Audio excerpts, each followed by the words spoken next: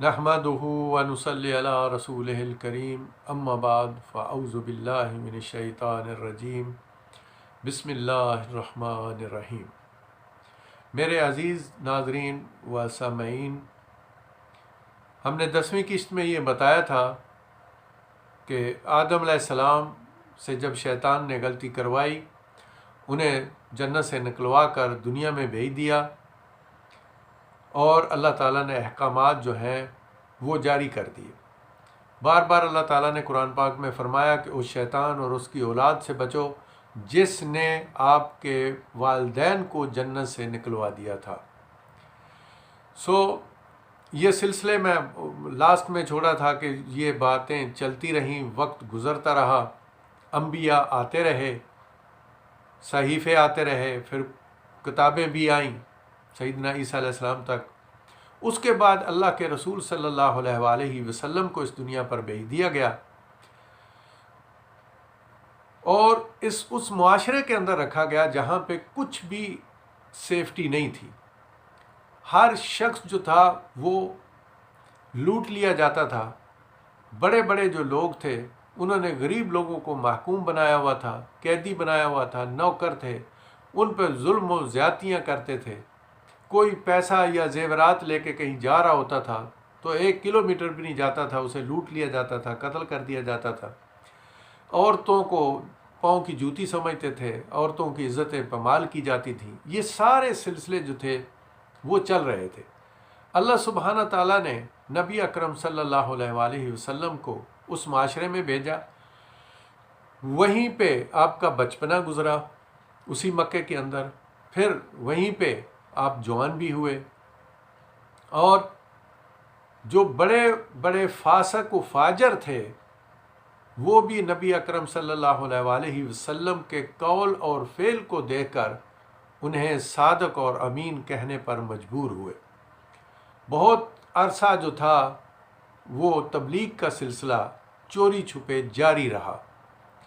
اس کے بعد جب اللہ سبحانہ تعالیٰ نے دیکھا کہ اب کفار مکہ جو ہیں وہ اللہ کے رسول صلی اللہ علیہ وآلہ وسلم کو پاؤں سے لے کر سر تک صادق اور امین مانتے ہیں، ان کی ہر بات کو تسلیم کرتے ہیں، پھر اللہ تعالیٰ نے کہا کہ اے نبی، اب ان لوگوں کو اپنی نبوت کا اعلان کر دو سب کے سامنے۔ پھر سب نے قصہ سنا ہوا ہے کہ آپ نے ایک پہاڑی پر سب سرداروں کو بلایا، سب مکے والوں کو بلایا، بڑوں بڑوں کو، چھوٹوں چھوٹوں کو، سب کو بلایا، اور وہاں پر بلا کے کہا کہ اگر میں آپ لوگوں کو یہ کہوں کہ اس پہاڑی کے پیچھے سے کوئی لشکر آ رہا ہے تو آپ لوگ مان لو گے؟ تو سب نے کہا کہ بالکل مان لیں گے۔ تو پھر آپ نے فرمایا کہ دیکھیں کیوں مان لیں گے آپ؟ کہا کہ آپ صادق اور امین ہیں، آپ کبھی جھوٹ نہیں بولتے، آپ امین ہیں، سچے ہیں۔ تو آپ نے فرمایا کہ پھر یہ ہے کہ اللہ تعالیٰ نے مجھے منتخب کر لیا ہے، میں اس کا نبی ہوں، رسول ہوں، اور مجھے یہ کتاب عطا کی ہے جس کو قرآن پاک کہتے ہیں۔ اللہ ایک وحدہ لا شریک ہے، یہ بتوں کی پرستش کرنا چھوڑ دو۔ تو وہ سارے کے سارے سردار جو تھے انہوں نے کہا کہ ہم آپ کو تو سچا مانتے ہیں لیکن ایک خدا کو نہیں مانتے، نہ ہم مانیں گے۔ اس وقت بچوں میں سیدنا علی علیہ السلام تھے جنہوں نے سب سے پہلے اس بات کو تسلیم کیا، ان کی بات پہ گواہی دی۔ بعض لوگ کہتے ہیں کہ وہ اس وقت مسلمان ہوئے، مسلمان نہیں بابا، وہ تھے ہی مسلمان۔ جو حضرت ابو طالب کا گھرانہ تھا، سید عبد المطلب علیہ السلام سے لے کر سیدنا عبداللہ، اور سیدنا عبداللہ کے بعد حضرت عبد المطلب، یہ سارے کے سارے جو تھے وہ اللہ کے گھر کو صاف ستھرا رکھتے تھے، انہوں نے کبھی بتوں کی پوجا نہیں کی تھی، اس لیے وہ بالکل ایک خدا کو ماننے والے تھے، وہ کسی اور کی پوجا نہیں کرتے تھے۔ اس لیے سیدنا علی علیہ السلام نے، بعض لوگ یہ ایسے کہتے ہیں، یہ غلط فہمیاں ہیں، یہ مختلف کتابوں کی کہانیاں ہیں۔ آپ ایمان اس وقت نہیں لائے تھے، آپ نے اللہ کے رسول کا رسول کے اعلان کرنے کو تصدیق کیا تھا بچوں میں سے، اور بڑوں میں سے جو ایمان لائے تھے وہ تھے سیدنا ابو بکر رضی اللہ عنہ۔ وہ اس چیز پہ ایمان لائے، انہوں نے آقا دو جہاں صلی اللہ علیہ وسلم کا کلمہ پڑھا اور یہ ساری چیزیں وہاں پر مکمل ہو گئی۔ جب کفار مکہ نے اللہ کو ایک ماننے سے انکار کیا تو آپ بہت زیادہ پریشان ہوئے، اپنے لوگوں کی طرف سے بھی ہوئے کہ ان لوگوں پر عذاب آئے گا، یہ کچھ ہوگا۔ آپ اتنے رنجیدہ ہوئے کہ اللہ سبحانہ تعالیٰ نے جبرائیل علیہ السلام کو بھیجا اور کہا کہ اے نبی، اے میرے رسول، اے میرے حبیب، تو اتنا رنجیدہ کیوں ہو رہا ہے؟ تجھے تو ابھی بھی یہ سچا اور امین، صادق اور امین کہہ رہے ہیں، یہ تو میری وحدانیت کا جو ہے وہ اقرار نہیں کرتے۔ آپ اپنے آپ کو ہلاکت میں مت ڈالو، آپ کا کام ہے بتا دینا ان کو، آپ نے بتا دیا، باقی چیزوں کو چھوڑ دیا جائے۔ اینی ہاؤ باتیں وہ چلتی رہیں، بہت سارے قصے اللہ کے رسول صلی اللہ علیہ وسلم کے بچپن میں ہوئے۔ ابھی وہ تھوڑے جوان ہی تھے جب انہوں نے اس بات کو کہنا شروع کر دیا تھا کہ اللہ ایک ہے، تو لوگوں میں مشہور ہو گیا تھا، مکے کے لوگوں میں، کہ ایک محمد نام کا جوان ہے، محمد نام کا شخص ہے جو ہمارے باپ دادے کے دینوں کو تبدیل کر رہا ہے، اس سے بچ کے رہنا۔ تو اسی اثناء میں آپ ایک دفعہ تشریف لے جا رہے تھے، کہیں جا رہے تھے، دیکھا ایک بڑھیا ہے، وہ بڑھیا جو ہیں ان کے پاس سامان بھاری تھا لیکن وہ خود بوڑھی تھی۔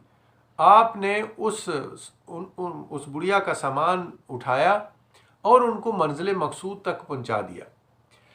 یہ نیک کام دیکھ کے ظاہر ہے کوئی بھی انسان ہو تو وہ اس چیز کے لیے دعائیں دے گا اس کو، تو کہا کہ بیٹا آپ بہت نیک انسان ہیں، بہت اچھے ہیں، اللہ تعالیٰ آپ کو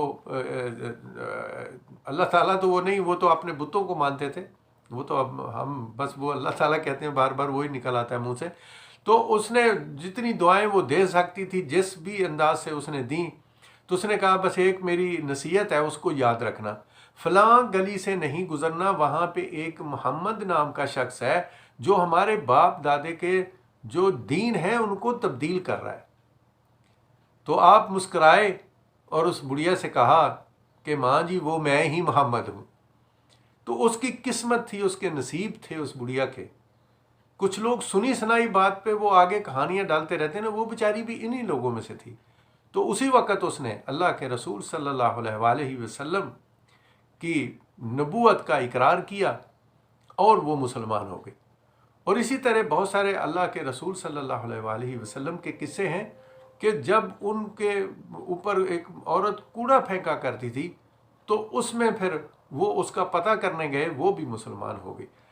تو اللہ تعالیٰ نے جس پرپز کے لیے اپنے حبیب کو بھیجا تھا وہ تھا دنیا میں نظام قائم کرنے کا پرپز تھا، وہ مقصد دنیا میں نظام قائم کرنا تھا۔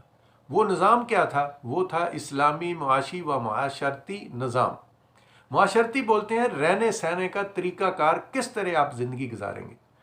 اسلامی معاشی نظام کیا ہے کہ کس طرح آپ اپنی دنیا کو، اپنے ملک کو، اپنے لوگوں کو کس طرح آپ فیسیلیٹیٹ کریں گے، کس طرح اس نظام کو آپ آگے لے کے جائیں گے۔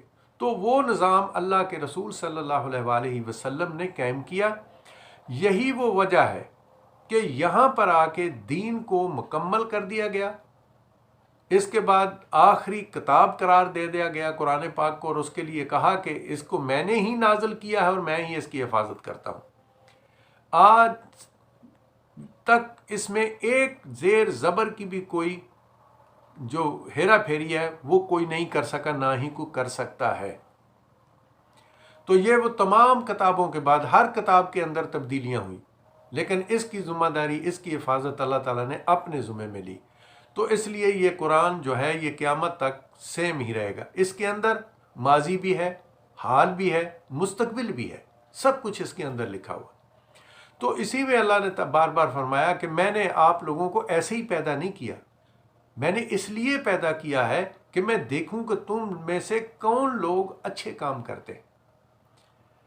بہت سارے ایسے اخلاقیات کے، باقی ساری چیزوں کے۔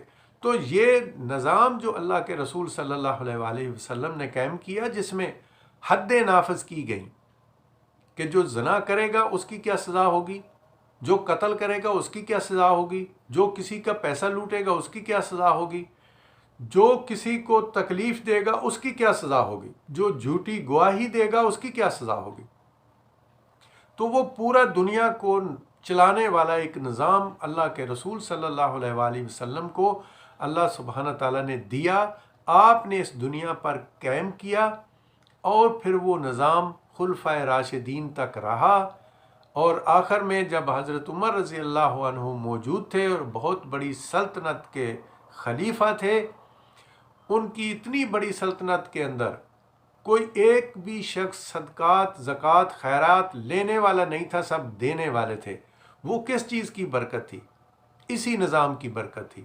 تو میں اپنے دوستوں عزیزوں کو کہتا ہوں کہ میرے دوست، میرے عزیز، اللہ تعالیٰ نے ہمیں وہ نظام دیا ہے جس کے مقابلے میں آج تک دنیا میں کوئی نظام قائم نہیں ہو سکا۔ ہم کس نظام کے پیچھے پڑے ہوئے ہیں؟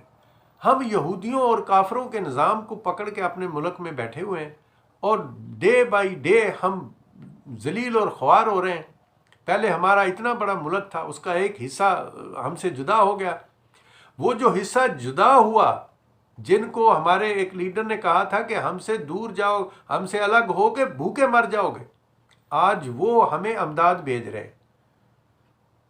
یعنی جس کے نانا نے یہ کہا تھا، اس کا نواسا جو ہے وہ خوشی سے نڈال ہو رہا ہے کہ حسینہ واجد نے اس کو اتنی امداد بھیجی ہے۔ تو وہ جو ہم سے جدا ہوئے تھے، انہوں نے ایک نظام قائم کر لیا، ہم پیچھے رہ گئے۔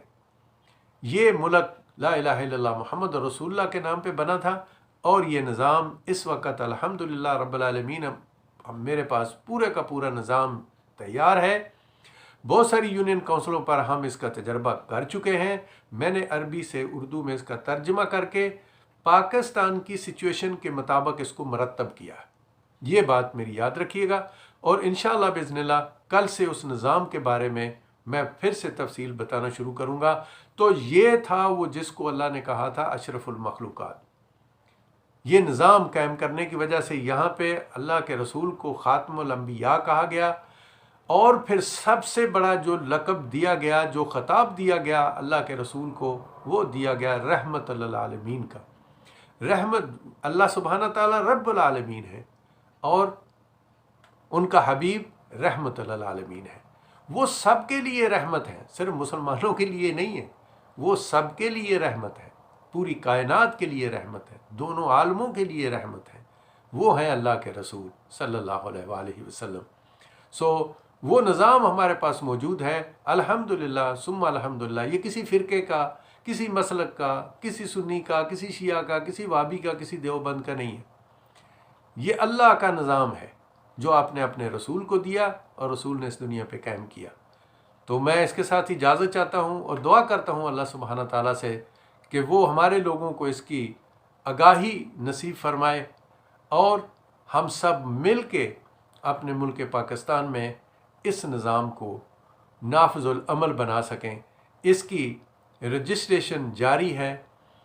کوئی بھی بندہ اللہ اور اس کے رسول صلی اللہ علیہ وآلہ وسلم کے قافلے میں شامل ہونا چاہتا ہے تو وہ ہم سے ڈائریکٹ رابطہ کر سکتا ہے۔ میرا جو نمبر ہے وہ ہے 0096560904224۔ دوبارہ بولتا ہوں، 0096560904224۔ اللہ تعالی ہم سب کا اور ہمارے ملک کا حامی و ناصر ہو۔ اس کے ساتھ اجازت چاہتا ہوں۔ اللہ حافظ۔